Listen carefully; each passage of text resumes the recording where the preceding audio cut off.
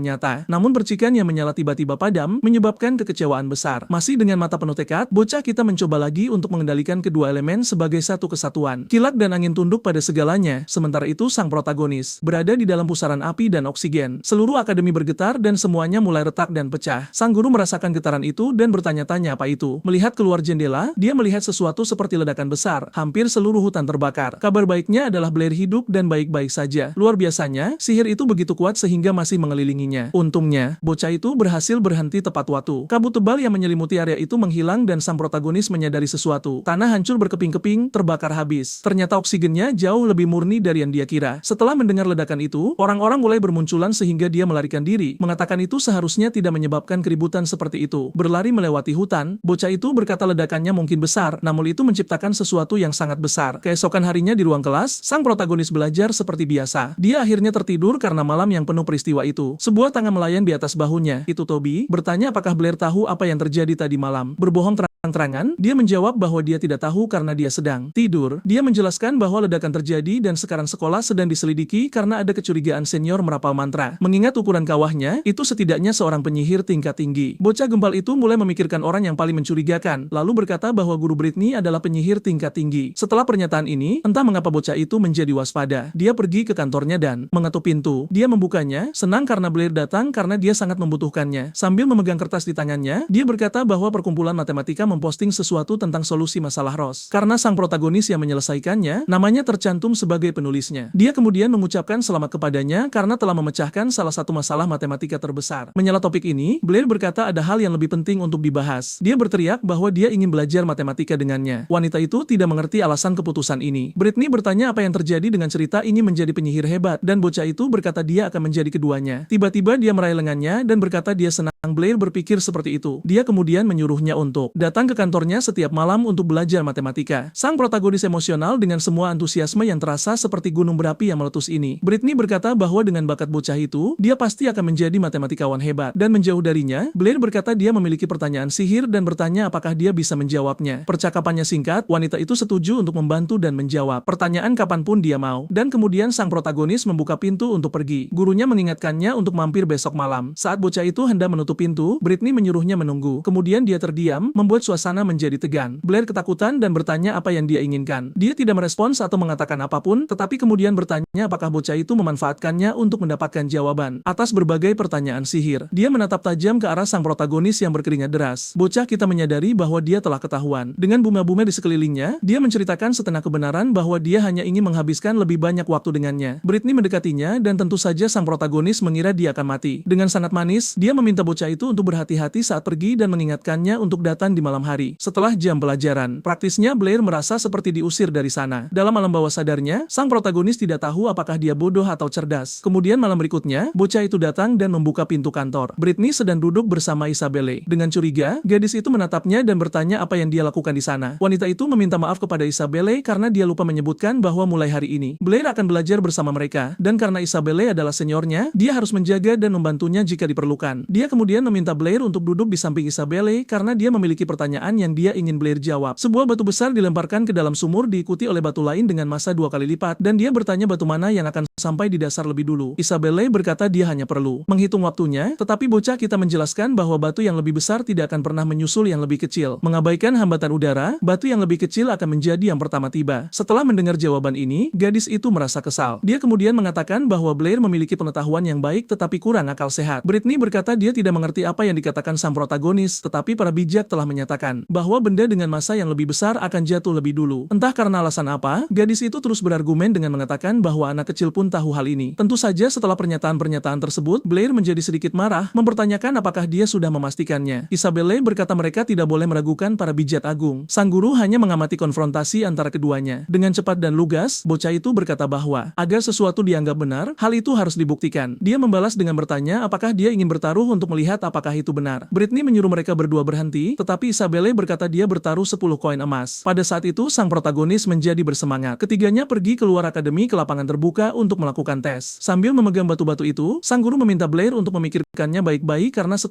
koin emas bukanlah jumlah yang sedikit. Rupanya tanpa rasa penyesalan, bocah itu menyuruhnya melanjutkan. Di sampingnya, Isabelle berkata ini akan menjadi kemenangan termudah dalam hidupnya. Menatap gadis itu, Britney berkata kepercayaan diri adalah hal yang baik, tetapi kesombongan dapat membawa ke titik yang tidak bisa kembali. Angin kencang bertiup ke arah semua orang yang hadir, lalu sang guru mulai melayang. Setelah menyaksikan ini, bocah itu terkesan. Melihat keterkejutan Blair, Isabelle mengejeknya dengan mengatakan dia hanyalah rakyat jelata karena menganggap hal ini sangat menarik. Sang guru sekarang berada di tempat yang cukup tinggi untuk menjatuhkan batu-batu itu. Dengan tatapan serius, Britney bersiap untuk memulai ujian. Sementara itu, Isabelle terus menyombongkan kepastian bahwa Blair akan kalah. Batu-batu itu dilepaskan dan jatuh dengan cepat. Untuk sesaat, keduanya tampak berada pada kecepatan yang sama, lalu mereka jatuh hampir secara bersamaan. Dengan tatapan terkejut, Isabelle tidak tahu harus berkata apa. Dengan gembira, bocah kita sudah tahu bahwa dia telah memenangkan taruhan itu. Setelah ini, wanita itu turun untuk memeriksa. Kita melihat pendaratannya yang panjang dan mulus. Gadis itu berteriak bahwa ini benar-benar tidak mungkin. Keduanya melihat hasilnya dengan terkejut. Britney bertanya bagaimana bisa sang protagonis mengetahui hal itu, dan dia berkata dia melihatnya di sebuah buku lalu mencobanya. Ribuan tahun telah berlalu dan umat manusia mempercayai kebohongan besar. Semua kesalahan dan akal sehat umum diungkap oleh Blair, dan itu tentu saja bukan keberuntungan. Dia memberitahu bocah itu bahwa hukum benda jatuh telah benar-benar berubah setelah tes ini. Tentu saja bocah kita tidak terlalu terkesan karena ini adalah hal dasar di dunianya. Gurunya mengulangi bahwa Blair adalah seorang jenius, dan di sampingnya, Isabelle mendidih karena marah. Menatap gadis itu, dia memintanya untuk memperbarui hukum benda jatuh dengan bantuannya. Dengan ekspresi serius, sang protagonis berkata dia akan membutuhkan bantuan Isabelle. Sejenak, gadis itu memikirkan semua ini. Dalam pikirannya, dia melihat mereka berdua di surat kabar dengan judul Munculnya Dua Jenius. Tentu saja ini akan menjadi kejutan bagi industri tersebut, dan tingkat reputasinya akan naik. Dasar sundere, dia cemberut tetapi segera menerimanya. Gadis itu memikirkan tentang dia dan bocah kita. Keduanya bahagia dan bersama-sama menemukan hal-hal baru tentang matematika, dan mungkin ketika mereka menikah, namanya akan menjadi Blair Isabelle. Wajah meronanya bisa dilihat dari jauh. Dengan anggun, dia memberitahu sang protagonis bahwa jika dia mendapat masalah, dia bisa memanggilnya dan dia pasti akan menyelesaikan segalanya. Blair mengulurkan tangannya kepada gadis itu, segala hal di otaknya menjadi sangat kacau. Dengan sangat manis, dia bertanya mengapa dia mengulurkan tangan, dan Blair berkata dia menginginkan uang taruhannya. Ya, koin emas tidak pernah terlalu banyak. Isabelle lari sambil menangis, menyuruhnya pergi ke laut saja. Beberapa jam kemudian dia memberikan koin-koin itu, dan di alam bawah sadarnya Blair berkata dia menjadi kaya hanya dengan melakukan taruhan dengan gadis manja yang sombong itu. Mendekat, Isabelle berkata Blair tidak peduli tentang ketenaran atau kehormatan, tetapi ternyata dia suka uang. Selama beberapa detik sang protagonis terdiam, sementara itu gadis itu bertanya apa yang diinginkan Blair. Langit biru yang indah menyelimuti seluruh dunia, dedaunan bergoyang tertiup angin yang terus berkelana tanpa henti. Kenangan akan kehidupan masa lalu palsunya, berjam-jam bekerja dan mengajar. Tetap saja dia selalu bahagia dengan murid-muridnya. Bocah itu bertanya apa yang dia bicarakan. Berdiri, Blair hanya berkata bahwa dia menginginkan uang untuk memperbaiki hidupnya, tidak lebih dan tidak kurang. Pergi, dia mengucapkan selamat tinggal kepada Isabelle dan Britney. Kedua wanita cantik itu melihat bocah kita berjalan pergi. Keesokan harinya, Blair hampir tertidur di mejanya. Meskipun demikian, dia bahagia karena sekarang dia punya uang. Mungkin dia bahkan harus pindah rumah di masa depan. Seseorang datang dan menggertak, memanggil perhatian bocah itu. Dia berkata bahwa seniornya sedang mencarinya dan segera menyuruh si sampah itu untuk bangun. Blair tidak mengerti apa-apa dan hanya diam berdiri. Mencengkeram pergelangan tangannya, si penggerta menyuruhnya menundukkan kepala karena merapal bola api tidak ada artinya. Sebuah suara bergema menyuruh si penggerta untuk melepaskan Blair. Murid kali ini adalah senior Faith, atribut dasar dan penampilan biasa, tetapi dia rupanya memiliki dua pengawal. Menoleh ke belakang, sang protagonis tidak tahu siapa pria ini. Faith mendekat bertanya apakah dia Blair. Untuk sesaat pria itu menatapnya, tetapi bocah kita mengabaikannya dan bertanya apakah si penggerta tidak mendengar senior itu menyuruhnya melepaskan. Setelah melepaskannya, sang protagonis bertanya apa yang terjadi. Pria itu memberitahu Blair untuk menjauh dari Isabelle mulai sekarang karena orang seperti dia tidak seharusnya mendekat atau bahkan berbicara santai. Kemudian semua orang pergi dan sang protagonis hanya menonton. Faith akhirnya menabrak Toby. Dia tidak meminta maaf dan bocah gembal itu tetap di tanah. Sambil bangkit, dia menghampiri Blair dan bertanya apakah dia baik-baik saja. Dengan sederhana bocah kita menjelaskan bahwa senior itu hanya datang untuk bertukar beberapa kata. Toby tampak takut pada pria itu. Dia bilang semua orang di akademi takut padanya dan hanya Blair yang tidak peduli. Bocah itu adalah putra dari Viscount Agung dan pewaris termuda dari keluarga Howard. Dia menambahkan jika seseorang menyinggungnya, mereka akan kesulitan hidup di akademi. Sambil meletakkan tangan di bahu Blair, Toby berkata dia tahu sang protagonis tergila-gila dengan kecantikan Isabelle, tetapi menyarankannya untuk mengikuti perintah Faith. Beberapa waktu kemudian, kita melihat matahari cerah bersinar di atas akademi. Di dalam kantor, Blair sedang memikirkan bola oksigen murninya yang tidak bisa segera diluncurkan karena butuh waktu untuk berkonsentrasi. Saat ini keuntungan terbesarnya adalah tidak perlu merapal atau melakukan gerakan apapun. Dia segera bertanya-tanya apakah dia bisa menggunakan banyak elemen sekaligus, tetapi Isabelle menyela dengan mengatakan dia perlu belajar lebih banyak tentang subjek yang ditugaskan guru Britney. Menyerahkan selembar kertas, bocah kita menguap. Itu menunjukkan bahwa Blair telah menulis semuanya. Gadis itu terkesan dengan kecepatan seperti itu. Dengan sangat tenang, sang protagonis berkata dia hanya perlu menggunakan cara yang berbeda untuk menyelesaikan setiap perhitungan, dengan kata lain menemukan solusi paling cerdas yang mungkin. Isabelle mendengarkan setiap detail untuk belajar lebih banyak, dan bocah itu berdiri menanyakan sesuatu padanya. Berapa banyak bola api yang bisa dia panggil sekaligus? Dan gadis itu menjawab paling banyak 9. Dari wajah Blair, ini benar-benar tidak masuk akal. Menggoda bocah itu, Isabelle berkata dia tahu Blair hanya bisa meluncurkan satu dalam satu waktu. Membalasnya, sang protagonis berkata dia tidak menemukan apapun tentang memanggil lebih dari satu sihir di buku-buku. Gadis itu menjelaskan bahwa buku-buku tersebut menyajikan teori dasar dan bukan sihir spesifik, dan menambahkan bahwa dia hanya belajar meluncurkan banyak sekaligus karena ayahnya menyewa konsultan. Tetapi jika seseorang bersedia memanggilnya kakak, mungkin dia bisa mengajarinya. Tanpa ragu, Blair memanggilnya kakak. Tanggapannya begitu cepat sehingga Isabelle pun tidak menduganya. Lalu dia memanggilnya. Si mesum bermuka tebal. Bangkit dari kursi, dia meminta Blair untuk mengikutinya karena dia akan menunjukkan cara melakukannya. Di luar sekolah, keduanya berada di sebuah lapangan kecil. Isabelle merapal mantra bola api ganda, total hanya 9 yang muncul. Setelah melihat ini, bocah itu terkesan dengan keterampilan tersebut, selain kemampuannya untuk menjaga semuanya tetap stabil. Gadis itu berkata banyak penyihir berpikir mereka hanya perlu menjaga roh sihir di satu tempat, tetapi sebenarnya kau bisa memanggil dan memanipulasi mereka sesukamu tergantung pada keterampilan dan pengalaman. Dengan berkonsentrasi, kau bisa meluncurkan mereka ke satu target sekaligus. Blair bertanya apakah mungkin untuk mengendalikan mereka semua dengan cara yang berbeda, dan Isabelle menjelaskan bahwa itu seperti menggambar lingkaran dengan tangan kanan dan kotak dengan tangan kiri. Keduanya tertawa riang saat percakapan mengalir. Sementara itu di kepala si penguntit, dia mengira mereka sedang berkencan. Penuh amarah, dia menghancurkan tembok dengan remasan tangannya. Ini adalah Faith yang geram setelah sang protagonis mengabaikan peringatannya. Dia berkata bahwa Blair akan membayar semua ini. Beberapa waktu kemudian, bocah kita berlatih berdasarkan apa yang dikatakan Isabelle, membagi pikirannya menjadi 9 bagian mandiri. Gadis itu menyuruhnya melakukannya secara bertahap, tidak sekaligus, tetapi tidak apa-apa jika Blair tidak bisa melakukannya karena dia butuh waktu lebih dari 6 bulan. Bola di tangan bocah itu bersinar, mengeluarkan beberapa percikan. Tiba-tiba beberapa bola api terpanggil. Dia kemudian berteriak menanyakan bagaimana Blair melakukannya. Sambil mengangkat tangannya, bocah kita berkata dia melakukannya menggunakan metodenya. Entah kenapa Isabelle mengeluh sementara sang protagonis tidak mengerti. Dia berkata dia hanya mengikuti apa yang dikatakan gadis itu. Dalam pikirannya, Isabelle berkata si si mesum ini bukan hanya jenius dalam matematika tetapi juga dalam sihir. Seseorang yang dulunya dianggap ditinggalkan oleh dewa kini benar-benar menjadi orang yang diberkati dan berbakat. Lalu dia berteriak mengatakan sang protagonis butuh waktu terlalu lama. Dia berlari pergi sambil memberitahunya untuk tidak mencarinya jika butuh bantuan sihir. Meletakkan tangannya di wajahnya, Blair tidak mengerti kesalahannya dan berpikir sulit untuk memahami wanita. Menyentuh sakunya, dia merasakan sesuatu yang aneh. Pada saat itu Isabelle sedang berlari, memanggilnya mesum sekuat tenaga. Blair tiba-tiba meraih tangannya. Ini mengejutkannya, membuatnya sangat waspada. Dia mempertanyakan mengapa dia menariknya. Melihat telapak tangan bocah itu, di sana ada seperti gelang beruang Teddy yang begitu elegan. Si anak besar kita memanggil Isabelle tersayangnya dan berkata bahwa ia hanya bisa belajar sesuatu berkat bimbingan telitinya. Dia kemudian meminta gadis itu menerima hadiah ini sebagai kenang-kenangan dari adik laki-lakinya. Mata Isabelle berbinar saat melihat sesuatu yang begitu lucu diberikan dari lubuk hati. Hal ini membuat sang gadis tersipu malu oleh tindakannya. Di dalam benaknya, dia bergumam, si mesum ini ternyata baik juga, pikirnya. Dengan cepat dia mengambil gelang dari tangan Blair lalu berlari pergi sambil menyebut gelang itu jelek. Namun, dia berakhir jatuh dengan canggung ke tanah. Meski begitu, dia bangkit kembali dan menoleh ke belakang. Tatapannya menunjukkan keraguan, namun juga perhatian yang tulus. Sang pemuda bertanya-tanya apakah dia harus menghiburnya. Bagaimanapun, gadis itu terus berlari menjauh sambil berseru bahwa dia tidak akan pernah memaafkannya. Pemuda kita tenggelam dalam pikiran, ia bergumam bahwa gelang itu seharga 50 koin perak. Awalnya ia ingin memberikannya pada gurunya, tapi berubah pikiran dan memberikannya pada Isabelle. Tiba-tiba Blair menyadari sesuatu, orang-orang itu adalah antek-antek Fae. Baldi berkata ia ingat kalau seniornya telah memperingatkannya untuk tidak mendekati gadis itu, namun ia tetap terus menemuinya. Blair bangkit dari rerumputan tinggi, tetapi ia sudah dikepung oleh gerombolan itu. Sebelum terjadi apa-apa, lebih baik lari daripada diam saja dan mati. Para orang bodoh itu mengejarnya, menyuruh sang pemuda berhenti. Di alam bawah sadarnya, ia berkata bahwa kelompok orang ini memang masalah. Bully berteriak bahwa Blair itu seperti ayahnya, melarikan diri dari medan perang dan tetap akan terbunuh. Setelah mendengar ini, pemuda itu berhenti. Orang itu bertanya apakah ia baru saja menyinggung sisi sensitifnya, lalu berlari untuk menyerangnya. Saat pukulannya hampir mengenai sang protagonis, tangannya terbakar hingga hampir menjadi abu akibat beberapa bola api di tangan sang pemuda yang menatap ke sekeliling. Bully terluka parah karena Blair. Sang protagonis berkata bahwa ayahnya adalah seorang pria yang mati saat berjuang demi negeri ini. Bukan hanya ayahnya, tapi juga seorang pahlawan besar. Dia kemudian memperingatkan Bully untuk tidak menghina mendiang ayahnya. Orang-orang di belakang ketakutan setelah melihat sang protagonis menciptakan 9 bola api, lalu mereka lari tunggang langgang meninggalkan rekan mereka. Layaknya sosok yang superior, Blair berdiri di atas Bully sambil berteriak. Bully meminta sang protagonis untuk tidak mendekat karena akademi melarang perkelahian antar siswa. Sambil mundur, Bully menyuruh Blair untuk tidak impulsif. Dengan tatapan marah, sang pemuda berkata seharusnya dia bicara begitu sejak tadi. Saat ia bergerak untuk menyerang, ia menyadari sesuatu, ada orang di belakangnya. Sang pemuda berteriak minta tolong karena mengira dirinya akan mati. Namun saat melihat ke depan, ia melihat sang protagonis terjatuh. Dia menyenggol Blair untuk memastikan apakah dia sudah mati atau belum. Tanpa membuang waktu, dia lari meninggalkan semua orang. Britney menyuruh Bully untuk berhenti berlari. Di saat yang sama, dia berkata bahwa dia tidak melakukan apa-apa dan meminta guru itu mempercayainya karena sang protagonis jatuh sendiri. Dengan penuh kasih sayang, guru itu membuat sang pemuda melihat ke langit. Wajah Blair sudah memerah saat ia menyaksikan surga yang sesungguhnya. Dalam kepanikan, Bully meminta sang guru mendengarkan penjelasannya. Di sebelahnya, seorang pria berteriak tentang situasi tersebut. Dia kemudian bertanya apakah menurut sang guru mereka buta sehingga tidak melihat Blair jatuh di kakinya. Kemudian, dia menyuruh Bully ke kantornya. Pria itu meminta maaf kepada wakil presiden Kelvin karena dia harus menyaksikan ini, tapi rupanya pria itu tidak peduli. Meski begitu, dia mengatakan bahwa sesuatu dengan level seperti ini tidak boleh terjadi lagi. Di pangkuannya, Britney menyadari bahwa detak jantung Blair telah berhenti. Kemudian, kita melihat bahwa jiwanya mencoba meninggalkan tubuhnya tetapi tidak bisa menariknya kembali. Sang guru bertanya apakah sang pemuda baik-baik saja, lalu memeluknya sembari berkata bahwa dia sangat khawatir. Sebuah suara menarik perhatian mereka dan berkata mereka akan butuh penjelasan yang bagus, tapi pertama-tama mereka harus melakukan sesuatu. Sambil berdiri, Britney memperkenalkan mereka. Keduanya berasal dari perkumpulan matematika. Dengan sangat sopan, pemuda kita membungkuk dan memberi hormat kepada Presiden Dean dan Wakil Presiden Kelvin. Dean berkata bahwa sang protagonis adalah seorang jenius karena membantu Britney memecahkan misteri Ross. Sang guru turun tangan dan mengatakan masalah matematika beserta solusinya sepenuhnya dikerjakan oleh Blair. Dia hanya membantu menuangkannya ke atas kertas. Pria-pria itu bertanya apakah itu benar, mengatakan bahwa jika dia mengakuinya, dia akan menerima banyak penghargaan dan perkumpulan akan membantunya semaksimal mungkin tanpa memikirkan uang. Dia menambahkan bahwa ini juga akan membantu akademi. Britney bertanya apa yang akan terjadi pada Blair. Dean menghela napas saat mendengar ini. Dia berkata sang pemuda masih sangat muda dan sulit dipercaya. Dia bisa memecahkan misteri Ross. Blair memegang tangan gurunya dan mengangguk agar dia menerima tawaran itu. Meski begitu, Britney ragu mengenai hal tersebut. Dean memberi mereka waktu untuk memikirkan penawaran itu. Sang guru menerima waktu yang diberikan dan keduanya pergi. Matahari terbenam mulai menyelimuti area tersebut. Keduanya berjalan menyusuri koridor dalam keheningan total. Sang guru berkata bahwa memecahkan misteri Rose tidak membantu pembangunan. Tapi itu signifikan bagi sejarah, dan kehormatan ini milik sang protagonis, jadi dia tidak boleh membiarkan orang lain menerimanya. Wajah sang pemuda terlihat melankolis. Dia kemudian berkata bahwa kehormatan itu bukan miliknya, lagi pula gurunya tidak terlalu tua untuk menerima sesuatu yang agung. Setelah mendengar pujian ini, wajah sang wanita bersinar. Kemudian, sang pemuda menyadari bahwa dia telah mengatakan sesuatu yang salah lagi. Semua siswa menatap ke arah papan pengumuman dengan berbagai publikasi. Seorang gadis berkata bahwa sekali lagi, Blair memposting artikel baru dengan Britney, dan itu adalah misteri Rose yang bahkan setelah bertahun-tahun tidak ada sarjana yang bisa memecahkannya. Tapi tentu saja, itu adalah guru Britney yang melakukannya karena Blair hanyalah orang yang tidak penting. Mengabaikan semua pendapat, sang protagonis hanya memikirkan apa yang dia kirimkan kepada gurunya. Namun, dia menghela napas karena tidak bisa melakukan hal lain. Blair mendengar beberapa teriakan dari seorang pria dewasa. Seseorang mengatakan bahwa dia hanyalah sampah dan hanya tahu cara berkelahi. Orang itu adalah ayah bully yang mengeluh karena ia tidak menyekolahkan anaknya hanya untuk berkelahi. Kemudian pria itu kehilangan kesabarannya, mengatakan karena dia suka berkelahi, dia akan menyelesaikannya di sana saat itu juga. Pukulan pun melayang dan itu pasti terasa sakit. Tepat setelah itu, sang ayah meminta maaf atas perilaku anaknya dan memohon agar dia tidak dikeluarkan. Dean mengatakan bahwa perilaku bully bukanlah yang terbaik. Ayahnya jatuh ke tanah, memohon agar anaknya tidak dikeluarkan. Bully meminta ayahnya untuk tidak mempermalukan dirinya sendiri seperti itu. Pemuda kita muncul memanggil sang presiden. Pria itu menyapanya dan Blair pun membalas sapaannya. Kemudian, ia bertanya apa masalahnya. Melihat sang protagonis, Bully menjadi sangat marah dan menggertakkan giginya. Dean mengatakan akademi akan mengeluarkannya karena kekerasan dan melanggar aturan. Seseorang menyentuh lengan baju sang pemuda. Sambil berlutut, pria itu juga memohon kepada sang protagonis dan menambahkan bahwa ketika mereka sampai di rumah, dia akan memberinya pelajaran. Jika dia dikeluarkan, kehidupan Bully akan tamat. Dengan hati yang lembut, pemuda kita menghela napas. Lalu, ia mengatakan kepada presiden bahwa meskipun dia memiliki beberapa konflik kecil dengan Bully, ia meminta agar dia tidak dihukum seberat itu. Semua orang terdiam menatap ayah Bully. Dean mengatakan bahwa karena permintaan sang protagonis, keputusan pengeluaran akan ditarik untuk sementara. Namun, jika anak itu melakukan hal seperti ini lagi, tidak akan ada kesempatan kedua. Pria itu memegang kepala anaknya lalu berkata bahwa ini tidak akan terjadi lagi. Bully berterima kasih kepada Dean. Dia juga berterima kasih kepada Blair. Ayahnya pulang, lalu sang presiden meminta mereka kembali ke ruang kelas. Pemuda kita pergi ke sana dan membuka pintu. Sebelum itu, Bully mempertanyakan keputusan Blair. Dia berdiri diam tanpa mengucapkan sepatah kata pun. Dengan nada serius, Blair memberitahu anak itu untuk tidak memperlakukan ayahnya seperti itu lagi. Bully berterima kasih padanya. Dia melanjutkan dengan mengatakan sesuatu tentang anak dari tadi karena V tidak akan membiarkan sang protagonis pergi begitu saja. Bagaimanapun, pamannya adalah wakil presiden akademi. Kemudian, Blair kelelahan menjalani hari itu dan masih harus bekerja. Majikannya sedang menunggunya. Pemuda kita tidak mengerti alasan di balik penantian itu. Dia bertanya apakah Blair baru saja menyinggung seseorang. Tentu saja hal ini membuatnya khawatir dan ia bertanya apakah ada sesuatu yang salah. Mengesampingkan hal itu, pria tua tersebut memecat sang protagonis dan menambahkan bahwa ia tidak bisa lagi tinggal di sana karena itu adalah perintah wakil presiden. Setelah kejadian itu, sang guru berkata dia akan membawa Blair dan Isabelle dalam perjalanan pertukaran pelajar. Lalu, dia bertanya apakah sang pemuda akan sibuk besok. Blair meminta maaf karena ia harus mencari tempat tinggal sejak ia diusir dari perpustakaan. Secara sederhana dan langsung, Britney mengatakan dia bisa tinggal di rumahnya karena dia punya kamar cadangan dan tinggal sendirian. Setelah memikirkannya, sang protagonis mendapat bayangan tentang barang-barangnya, tetapi dia berkata itu tidak terlalu nyaman. Sebagai orang dewasa yang baik, dia mengatakan ada keuntungan besar karena dia bisa menanyakan masalah matematika kapan saja. Kemudian, sedikit malu, Blair menerima undangan tersebut. Isabelle datang dan langsung bertanya kenapa Blair ada di sana. Britney menjelaskan semuanya dan juga mengatakan sang pemuda itu akan tinggal bersamanya. Hal ini membuat Isabelle marah karena di dalam benaknya, sang protagonis masihlah seorang mesum. Namun, gurunya menegurnya dengan mengatakan Blair bukan orang seperti itu. Isabelle berkata dia hanya khawatir. Sementara itu, pemuda kita merasa kecewa karena reputasinya sebagai orang mesum semakin buruk. Keduanya bercanda sedikit dan Britney meminta Isabelle bersiap untuk pertemuan pertukaran pelajar. Sambil menoleh ke belakang, dia meminta Blair datang dengan pakaian formal karena pertukaran akan diadakan di sebuah seminar. Pemuda kita bertanya apakah dia bisa pergi dengan seragam pekerja sihirnya. Sambil melambai selamat tinggal, dia berkata jika dia punya, dia bisa memakainya. Di malam hari, di sebuah mansion tempat pertemuan pertukaran akan berlangsung, mereka bertiga berdiri mengagumi pemandangan yang indah. Semua orang datang dengan pakaian terbaik mereka dan Blair mencoba untuk tidak terlihat canggung. Britney memperkenalkan mansion itu sebagai milik keluarga Howard, penduduk pertukaran permanen. Bahkan di semua kerajaan, keluarga ini dihormati karena keterampilan dan pengetahuan mereka dalam matematika. Melihat kerumunan dan orang-orang di sekitar, dia menghubungkan titik antara keluarga Howard dan keluarga V. Wakil Presiden Kelvin sedang berbicara dengan para pengunjung. Guru kesayangan kita menarik perhatiannya. Dia menyambut mereka bertiga. Blair menyapa. Sementara itu, Isabelle bertanya sudah berapa lama sang pemuda mengenal wakil presiden. Pria itu mengatakan dia sedang berbicara dengan beberapa orang penting dan bertanya apakah Britney ingin bertemu dengan mereka. Pada saat yang sama dia bertanya, keduanya pergi lebih dulu. Keduanya memasuki mansion di mana terdapat berbagai makanan lezat. Tidak membuang waktu, sang pemuda menyerang hidangan pertama. Lalu, dia tersedak dan Isabelle berteriak. Bertanya apakah dia seekor babi? Dia mengeluh karena sang guru tidak memanggil mereka untuk makan, lalu menyeret Blair pergi. Melihat ke dinding, sang protagonis menyadari sesuatu. Sebuah lukisan raksasa dengan gambar aneh di tengahnya. Isabelle berkata ini adalah 7 titik ibu kota kerajaan yang dibanggakan oleh seluruh keluarga Howard. Pemuda kita bertanya apa 7 titik ini. Faye datang, mempermalukan Blair karena tidak tahu, dan menambahkan bahwa dia akan bertarung dengan penjaga karena mengizinkan seseorang dari level serendah itu masuk. Sang gadis menyuruh Faye untuk menjaga ucapannya. Meski begitu, pria itu terus berkata bahwa sang pemuda bahkan tidak pantas memakan makanan di sana. Isabelle menggandeng tangan sang protagonis dan memintanya untuk mengabaikan hinaan itu. Tentu saja, si brengsek itu menjadi marah setelah melihat pemandangan ini. Di benaknya, gadis itu adalah miliknya dan tidak ada yang boleh memegang tangannya. Untuk mengejek Blair, dia bertanya apakah dia akan bersembunyi di balik wanita. Sambil berjalan ke arah pria itu, pemuda kita menanyai Faye tentang 7 titik ibu kota itu. Dia mencoba menghentikan Blair agar tidak melakukan kesalahan dengan wajah serius. Sang protagonis menunjukkan minat besar pada 7 titik ibu kota itu. Sambil tersenyum, Faye bertanya apakah sang pemuda benar-benar berpikir dirinya jenius matematika. Isabelle mengeluh tentang perilaku ini, sementara pria itu mengatakan dia ingin tahu ide matematika baru apa yang dimiliki Blair. Kemudian, dia berteriak, memperingatkan semua orang bahwa sang protagonis akan memecahkan 7 titik ibu kota itu. Sang gadis tidak percaya akan hal ini dan tidak tahu apa yang harus dilakukan. Semua bangsawan percaya bahwa Britney lah yang memecahkan misteri Rose dan sang protagonis memaksanya untuk mencantumkan namanya di sana. Sang guru juga hadir dan menyadari keributan itu. Faye meminta Blair untuk tidak mengecewakan para bangsawan. Tiba-tiba seseorang menggenggam tangan sang pemuda. Itu adalah Britney. Namun, sang protagonis tidak mengerti mengapa dia ada di sana. Dia mempertanyakan alasan konflik tersebut karena keluarga Howard adalah yang paling kuat di kota Apollo. Ini bisa membuat segalanya sulit baginya di dunia matematika dan bahkan di akademi. Terlebih lagi, mustahil untuk memecahkan 7 titik ibu kota itu, dan Faye tahu ini, itulah sebabnya dia melemparkan masalah ini kepada Blair. Sang pemuda menarik perhatian Britney dan dia melihat ke samping. Sambil mengangkat gelasnya, dia bertanya apakah sang pemuda bukan ahli matematika yang hebat dan mempertanyakan apakah dia kurang percaya diri. Murka, sang wanita hendak mencoba sesuatu terhadap Faye, tapi sang protagonis menghentikannya dengan mengatakan dia akan mencoba memecahkan persamaannya sebagai cara untuk berterima kasih kepada seniornya karena telah mengusirnya dari perpustakaan. Kedua wanita itu terkejut dengan pernyataan semacam itu karena jika Blair mengatakan dia akan melakukannya, dia pasti akan menepati kata-katanya. Dia menoleh ke Faye, mengatakan dia akan memecahkan 7 titik ibu kota itu. Faye menjelaskan bahwa ini adalah persamaan yang hanya patriark generasi pertama yang berhasil memecahkannya ratusan tahun yang lalu. Dia memperhatikan topografi khusus ibu kota pada waktu itu. Wilayah perkotaan tidak seluas hari ini dan kota itu terbelah dua oleh sungai. Karena hal inilah, sang patriark menciptakan 7 jembatan untuk menghubungkan wilayah perkotaan. Melihat kreasinya, dia punya ide cemerlang. Mungkin untuk pergi ke area manapun dengan melewati setiap jembatan hanya sekali, lalu kembali ke titik awal tanpa mengulangi jalur yang sama. Setelah mempublikasikan ide itu, banyak matematikawan meneliti untuk mencoba menemukan solusinya. Namun, meskipun banyak upaya, tidak ada yang menemukan jawabannya. Pada akhirnya, sang patriark memecahkannya dan seharusnya mempublikasikannya untuk seluruh kerajaan keesokan harinya. Tapi sepanjang hari berlalu dan dia tidak muncul, lalu malam tiba. Beberapa hari kemudian, mereka menemukan tubuhnya di sungai. Karena hal ini, jawabannya hilang dan tidak ada seorang pun dari generasi baru atau lama yang berhasil. Meski begitu, keluarga Howard merayakan pencapaian besar sang patriark. Ini adalah kejayaan besar seluruh keluarga. Tidak banyak waktu berlalu setelah penjelasan itu dan Blair tampaknya sudah menemukan jawabannya. Faye bertanya, apakah sang jenius bisa menemukan solusinya? Mengejutkan, sang protagonis berkata dia tidak tahu. Faye tertawa dan mempertanyakan kemana perginya semua keberanian itu. Para wanita bertanya apakah mereka salah dengar dan memuji Blair sebagai sampah dan hanya sia-sia belaka. Tapi seorang wanita terkemuka berkata mungkin tidak seperti itu. Rupanya sang protagonis mencoba menemukan jawabannya, tetapi dia menyadari tidak ada solusi karena di masa lalunya ada masalah serupa. Seluruh ruangan menatap Blair dengan saksama. Baik Britney maupun Isabelle tidak mengerti apapun. Faye mengatakan sang pemuda hanya mengatakan ini karena dia tidak tahu jawabannya, tapi patriark pertama keluarganya tahu solusinya. Blair menyanggah, bertanya apakah dia punya bukti atas dugaan solusi ini. Faye kehilangan ketenangannya, mempertanyakan bagaimana sang pemuda bisa meragukan para bijak. Seorang pria muncul menyuruh Faye berhenti. Namanya Viscount Howard, dan dia berkata jangan menggunakan pencapaian generasi masa lalu untuk pamer. Saat itu, Faye gemetar meminta maaf kepada ayahnya. Pria itu mengatakan dia mendengar banyak tentang Blair dari Kelvin. Pemuda kita menyapanya dengan hormat. Viscount mengatakan dia tahu tentang konflik dengan Faye dan dengan cepat meminta maaf, tetapi dia menuduh keluarganya dengan mengatakan 7 titik ibu kota itu tidak memiliki solusi. Blair mengatakan dia tidak menuduh mereka karena masalah tersebut memang benar-benar tidak ada solusinya. Di sampingnya, Isabelle mengatakan ini pertama kalinya dia melihat sang pemuda begitu serius. Pria itu menjadi semarah anaknya setelah mendengar pernyataan-pernyataan ini. Melawan semua rintangan, dia berkata dia punya bukti. Mengambil kertas dan pena. Kemudian dia mulai menuliskan alasan dan dasar jembatan-jembatan tersebut. Dia kemudian meminta mereka untuk melihat setiap potong tanah dianggap sebagai titik. Jika Anda bisa menghubungkan semua titik tanpa menarik garis di atas yang lain dan tanpa mengangkat pensil dari kertas, itu seolah-olah Anda berjalan melalui semua jembatan. Mata para wanita terkesan dan istri sang Viscount